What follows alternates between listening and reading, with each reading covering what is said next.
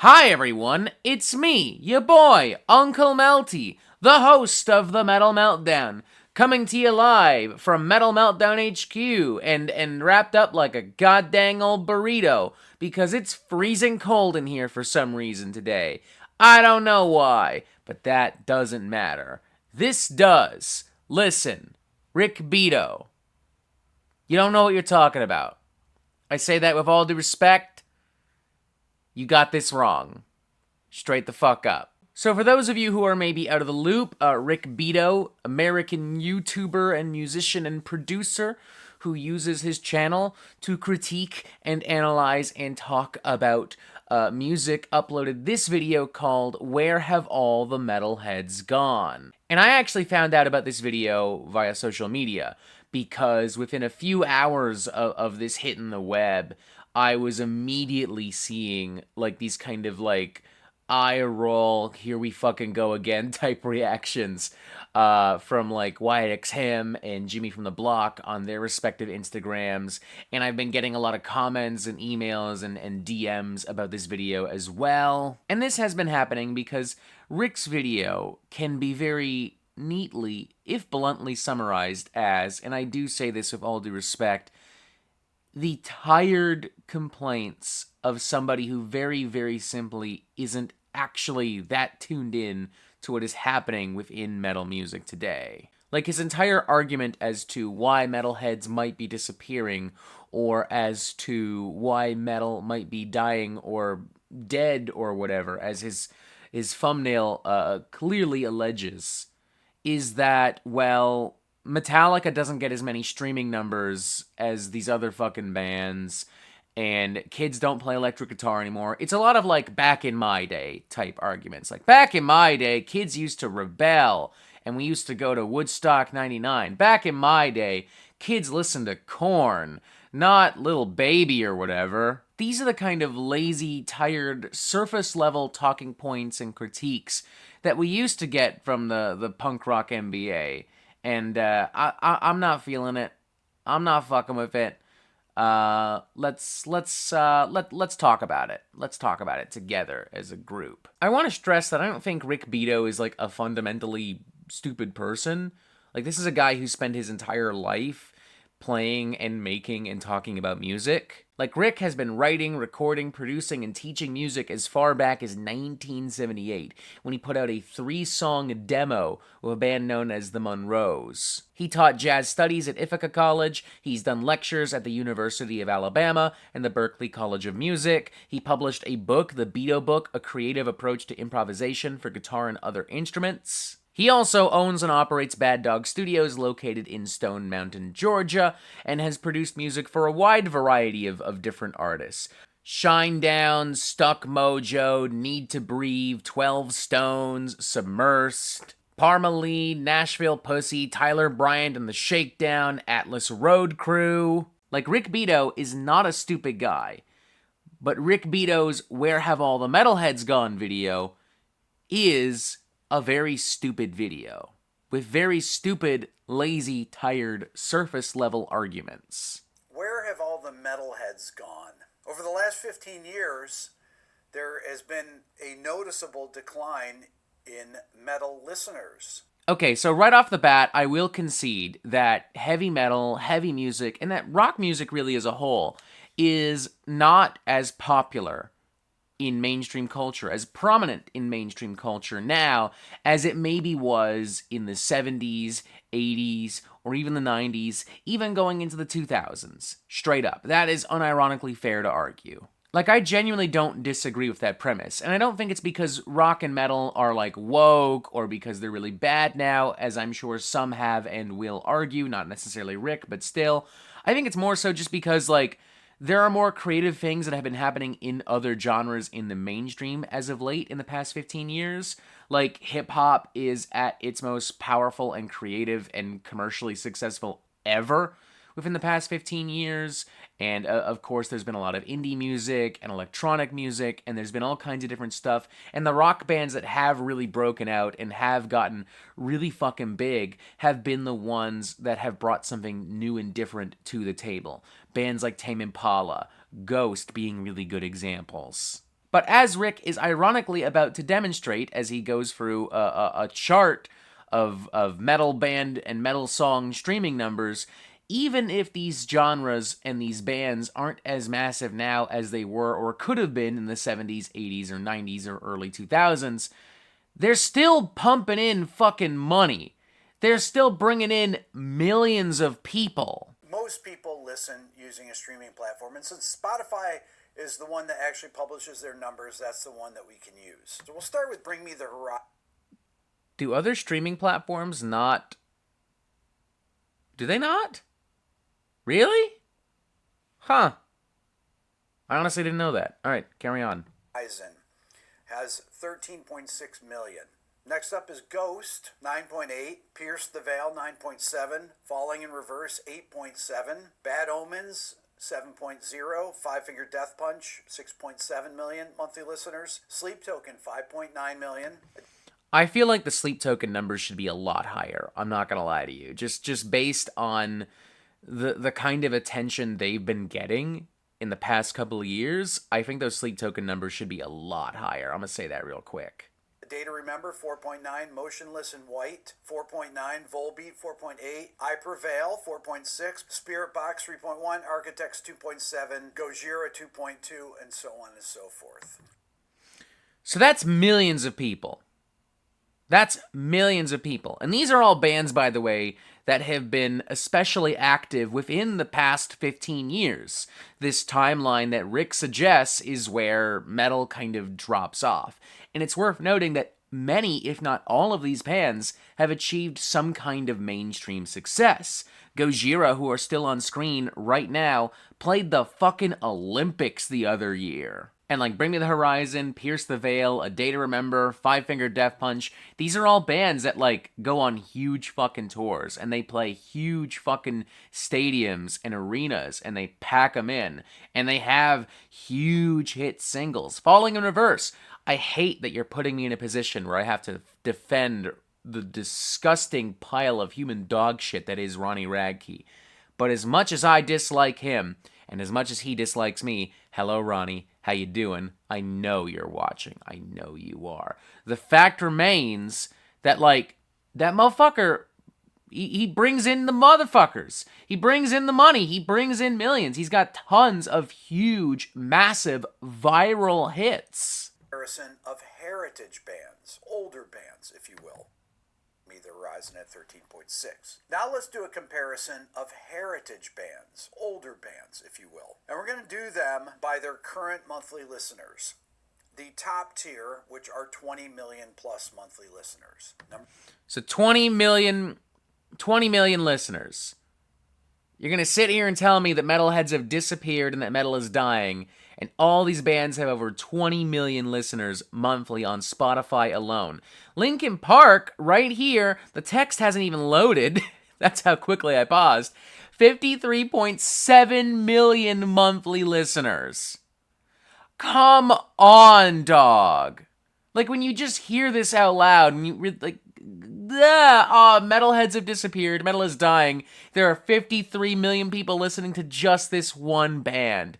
What are we talking about, dog? And this is just on this platform, might I add. This is just on Spotify. This doesn't include how many people might be listening to these bands on Apple Music, YouTube Music, on some other fucking streaming service, Tidal or whatever the fuck, on Bandcamp. This doesn't account for people buying CDs and vinyl. People still do that. I still do that. And I've kind of touched on this before, but this also doesn't really account for, like, viral fame. Like, the way that bands got big back in the day is different from how they get big right now. Now, mind you, I concede that sometimes internet fame doesn't always translate to real-life success, but sometimes, in the case of Sleep Token, for example, it absolutely the fuck does. I want to point out, too, this is the first half of this entire video, like him just going through streaming numbers and shit like that. Talking about how, like, oh, Black Sabbath only has 17.3 million monthly listeners on Spotify alone. And In the End from Linkin Park has a bajillion fucking all-time fucking streams and plays and shit like that. He doesn't just go through bands, he goes through individual songs in a bit as well. And that is a huge part of his argument as to why he feels metalheads have disappeared and as to why metal is dying, because Black Sabbath only has 17.3 monthly million listeners, and I guess they're supposed to have a bajillion more. And maybe they are. Maybe if that's the argument you want to make, then fine. But like 17 million people is still a lot of fucking people. And again, that's just on this one streaming platform. Do you really think Spotify's streaming numbers, the ones that are publicly available, are indicative of where metal is culturally at this moment? Are a sign as to how truly healthy this scene and this genre are? Because if that's what you genuinely think, then I'm sorry, but you're just not really paying attention. There is so much focus put on these mega huge big name rock metal bands in this first half of this video, and on their streaming numbers specifically.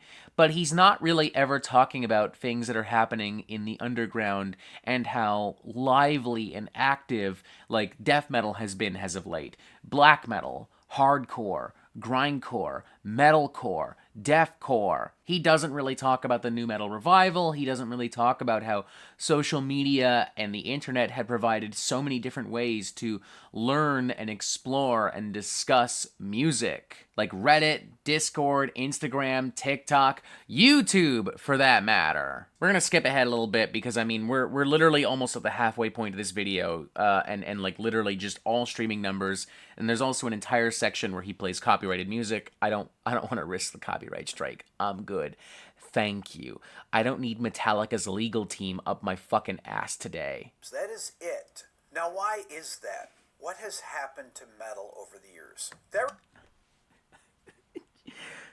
This is really funny to me because, again, you just spent well over 3.5 minutes, a solid half of the video, going over how millions upon millions, even billions of people are still listening to metal. And you're like, I can't believe that's it. What has happened? What's going on? Brother, you just showed us the numbers. I don't know, man. If I were in a band and millions upon millions, even billions of people were listening to my stuff, I would not be too concerned. I would not fear that my fan base of metalheads has suddenly disappeared, or that metal is dying, or that my craft or my art is dying.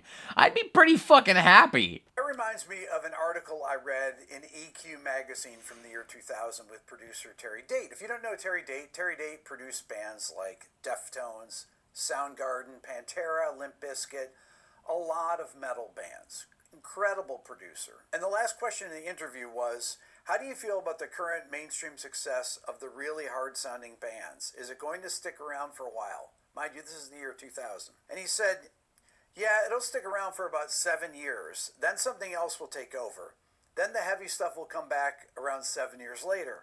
I've been doing this since the late 70s, and I think this is the third time I've seen heavy stuff come back around. It's really designed for 15 to 25-year-old males. As long as there are 15 to 25-year-old males and 63-year-old males, they're always going to want aggressive music. I know that's what I wanted to listen to at that age, and I still like listening to it. If you go back... Okay, so this is actually I actually think Terry Date's onto something here. Music comes and goes all the time. Trends come and go all the time. Things get popular and then they get unpopular. It just kind of is what it is. Like, glam rock and glam metal was a huge thing in the 80s, for example.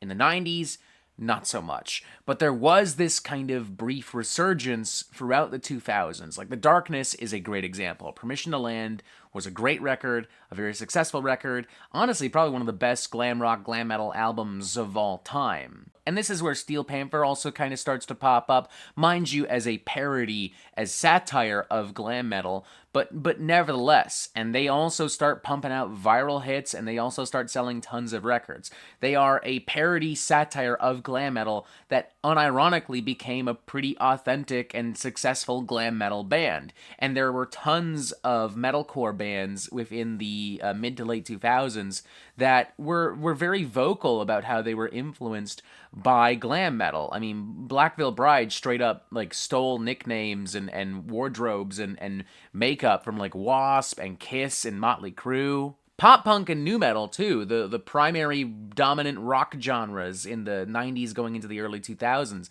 they've come back pretty strong in the last few years as well. They've come back so fucking strong that some of the older pop punk nu metal bands have enjoyed like a new sense of success. It's allowed them to come back in top form. And to be frank, if you don't know this and if you can't see this, it's because you're not really paying attention. All of this has just kind of flown over Rick's head, I guess.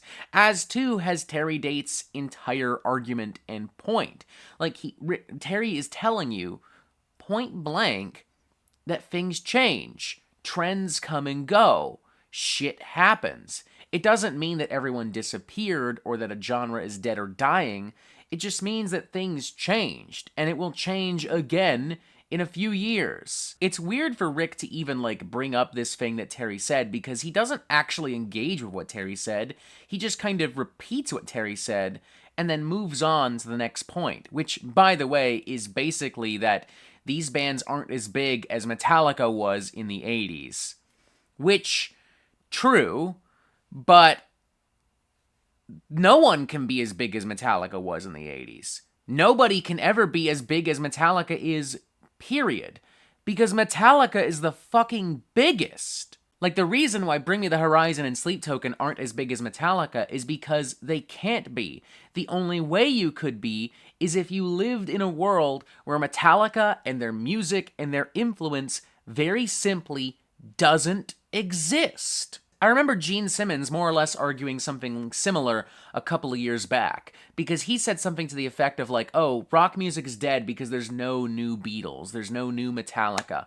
And when you're comparing this new batch of bands from the past 10, 15 years to literally the biggest, most influential, most popular bands of all time, bands who, you know, without them, this genre, this scene, culture at large is fundamentally different. When you're automatically comparing these guys to the biggest, most influential bands ever, then of course they're gonna fucking fall short. Like, what next, dog? Are you gonna walk into your local fucking burger joint and be like, well, you guys aren't as big as Gordon Ramsay, so obviously restaurants are dead. Okay, so I can't really go over this part of the video too much because there's a copyrighted song, Can You Feel My Heart?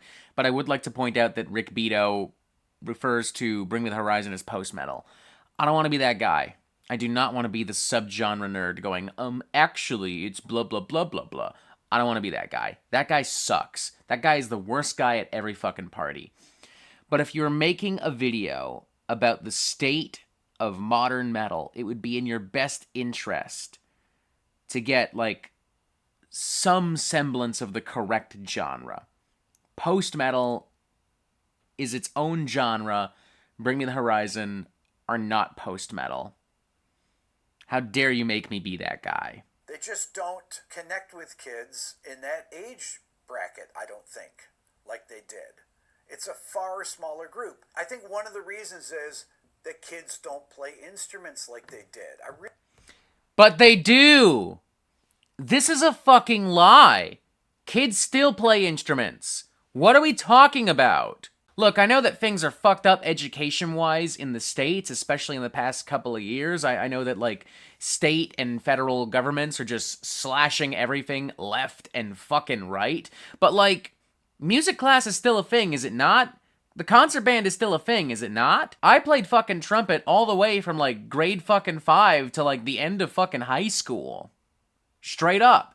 And I knew kids that played flute, trombone, saxophone, bass, drums, and they still play them today. Right before this, too, he talks about how Can You Feel My Heart only has 800 million fucking streams on Spotify alone. And this, to me, is a sign that Bring Me the Horizon doesn't connect with kids, that metal doesn't connect with kids.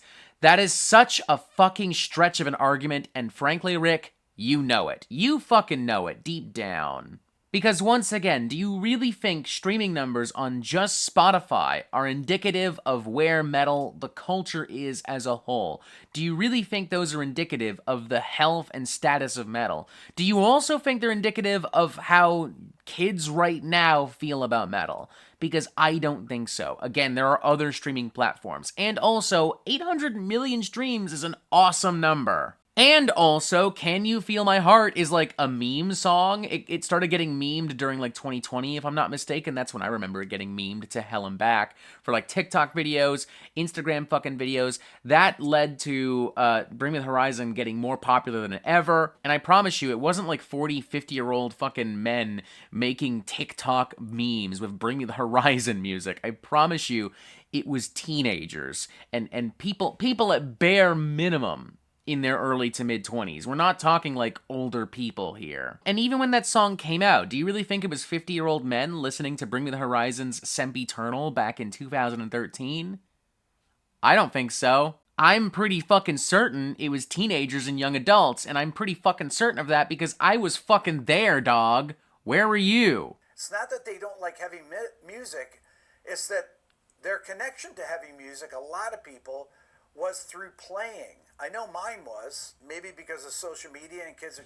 Okay, just because your connection to heavy music was through playing an instrument doesn't mean that everyone's connection will be and is. Look, I can concede that like your interest in certain instruments will probably lead you to certain genres. Like for me, playing trumpet definitely led to me playing way more jazz music in the concert band than it did to playing more metal music. That's just kind of how it works. But Rick's argument here is basically, well, the way that I got into metal is different from how other kids get into metal, and that's why metalheads have disappeared. That's why the streaming numbers aren't where I think they need to be or where I want them to be. And that's just not a very good argument, to be blunt. And it just kind of proves that, like, times have changed. Of course, the way you got into music, like, 40 years ago is different from how kids get into music now because the world was very different 40 years ago. There was no social media. There was no internet. There now is. And Rick brings a friend of his on here. It was noticeably younger, but also old enough to have kids. And he can relate to Rick because, well, back in my day, we used to just go see Korn when we were 13 years old and get the shit kicked out of us, and kids don't do that now. Again, things have just very simply changed. Shit that you guys were doing in the 70s or in the 80s or in the 90s, it just hasn't happened. Times have changed. We have new things now. Parents do things differently now. Like my mom and dad would never let me go to a concert by myself at 13, 14 years old, no matter who the fucking band was. Things have just changed, plain and simple, and you're right there on the cusp of understanding that.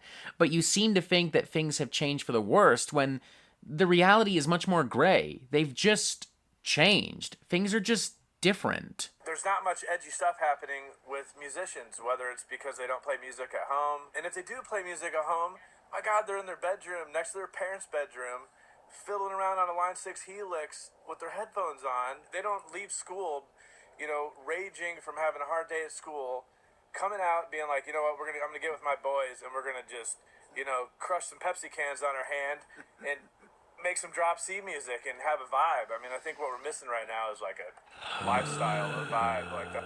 God, this is so annoying. It's literally just back in my day now. It's literally just the back in my day argument.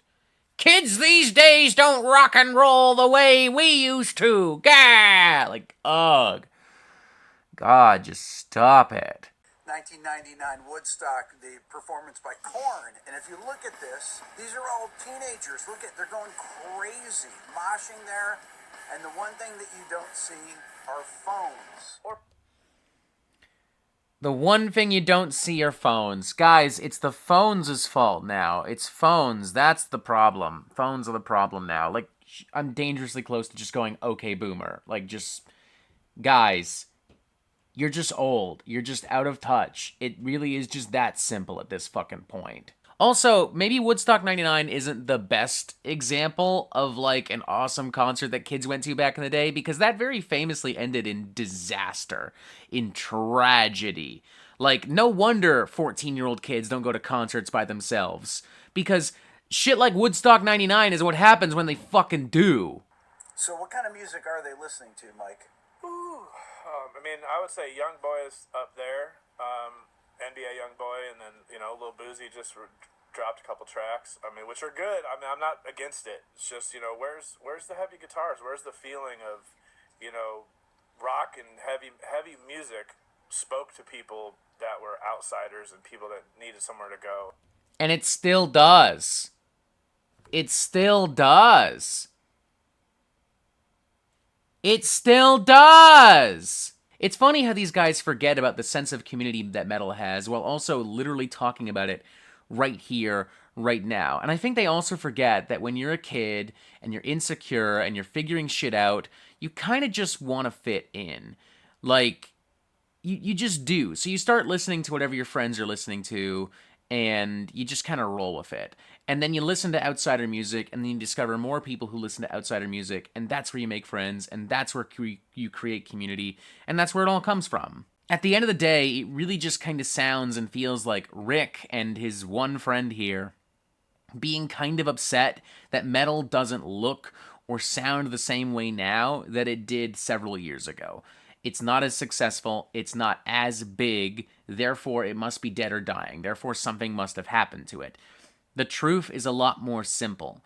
Yes, metal and rock aren't as prominent and as dominant in pop culture. They aren't as commercially successful now as they maybe were in the 80s when the biggest bands in the world were dropping the biggest albums in the world.